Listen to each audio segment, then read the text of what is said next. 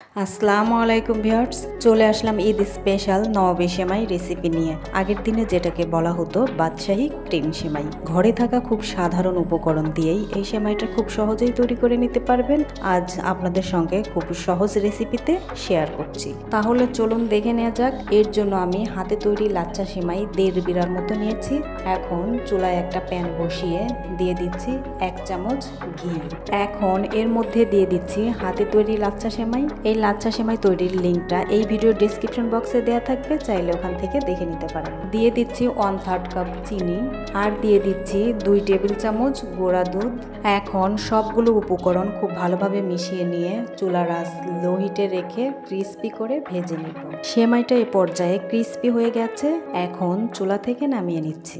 এখন প্যানে আবারও 1 চামচ ঘি দিয়ে দোকান থেকে কিনে আনা লাচ্ছা সেমাইয়ের অর্ধেক প্যাকেট দিয়ে দিচ্ছি। আমার সেমাইয়ের পরিমাণটা কম থাকায় দোকানের সেমাইটাও অ্যাড করে দিলাম, আর এই সেমাইটা অনেকটাই মোটা, তাই আমি আলাদা আলাদাভাবে ভেজে নিচ্ছি। এখন দিয়ে দিচ্ছি 1/3 কাপ চিনি আর 2 টেবিল চামচ গুঁড়া দুধ।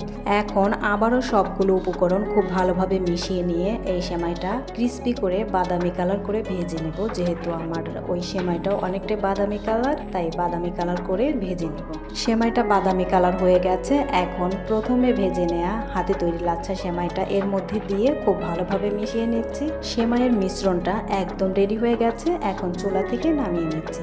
আর একটুখানি ভেজে নেওয়া সেমাইয়ের মধ্যে সামান্য পরিমাণ অরেঞ্জ ফুড কালার দিয়ে মিশিয়ে নিচ্ছি সেমাইটা পরিবেশনের সময় কালারফুল দেখার জন্য।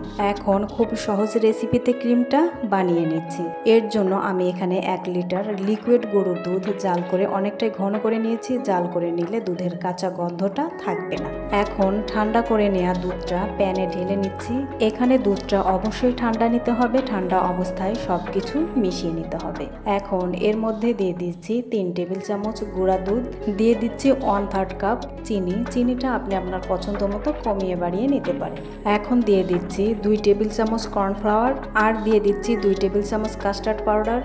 এখন সবগুলো উপকরণ খুব ভালোভাবে মিশিয়ে নিয়ে চুলাটা অন করে দিচ্ছি। মেশানোর আগে কিন্তু চুলাটা অন করা যাবে না, তাহলে জমাট বেঁধে যাবে। এখন চুলার আঁচ লো থেকে একটু মিডিয়ামে রেখে অনবরত নাড়াচাড়া করে নিয়ে একদম ঘন করে ক্রিমটা বানিয়ে নিচ্ছি। এ পর্যায়ে ক্রিমটা ঘন হয়ে গেছে, একটু দেখিয়ে দিচ্ছি। এইরকম ঘন অবস্থায় চুলা থেকে নামিয়ে নিতে হবে, ঠান্ডা হয়ে গেলে এটা অনেক বেশি ঘন হয়ে যাবে। এখন নওয়াবী সেমাই রেডি করার জন্য এরকম একটা বক্স বা ডিশ নিয়ে নিচ্ছি। এখন ভেজে নেওয়া সেমাইটা দিয়ে প্রথমে এভাবে করে ছড়িয়ে নিচ্ছি। এখন সেমাইটা এভাবে করে বিছিয়ে নিয়ে একটু সমান করে নিচ্ছি। এখন এর উপরে দিয়ে দিচ্ছি কিছু চীনাবাদাম। চীনাবাদামটা সম্পূর্ণই অপশনাল, আপনি চাইলে দিতে পারেন, না চাইলে স্কিপ করতে পারেন। এখন দিচ্ছি কিছু কিশমিশ, দিয়ে দিচ্ছি কুসুম গরম রান্না করে নেওয়া ক্রিমটা। দেখতে পাচ্ছেন কুসুম গরম অবস্থাতেই ক্রিমটা কতটা ঘন হয়ে গেছে। এখন ক্রিমটাকে এভাবে করে একটু সমান করে নিচ্ছি। এখন আবারও ভেজে নেওয়া সেমাইটা এর উপরে দিয়ে বিছিয়ে নিচ্ছি। এখন ফুড কালার দিয়ে মিশিয়ে নেওয়া সেমাইটা এর উপরে দিয়ে নিচ্ছি কালারফুল দেখার জন্য। আপনি চাইলে দিতে পারেন, না চাইলে স্কিপ করবেন, কারণ অনেকেই কালারটা খেতে পছন্দ করেন না। এখন আবারও দিয়ে দিচ্ছি কিছু চীনাবাদাম, এটাও সম্পূর্ণই অপশনাল।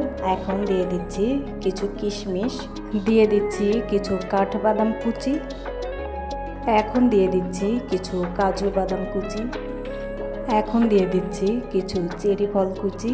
চেরি ফলটাও এখানে অপশনাল এবং কোনো প্রকার বাদাম না দিলেও আপনার সেমাইটা হয়ে যাবে। কয়েক প্রকারের বাদাম এবং চেরি ফলগুলো দিলে টেস্টটা অনেকটাই বেড়ে যায়। এ পর্যায়ে নওয়াবী সেমাইটা একদম রেডি হয়ে গেছে।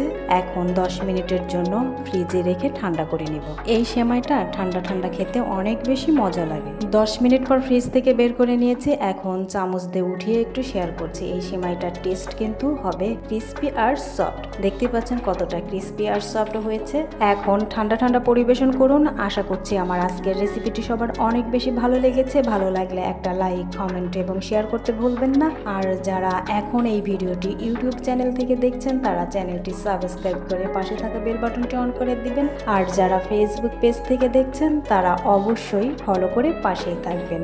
ঈদ সবার ভালো কাটুক, আনন্দে কাটুক এবং সুস্থতার সঙ্গে কাটুক, সেই শুভকামনায় আজ এখানেই বিদায় নিচ্ছি। আল্লাহ হাফেজ।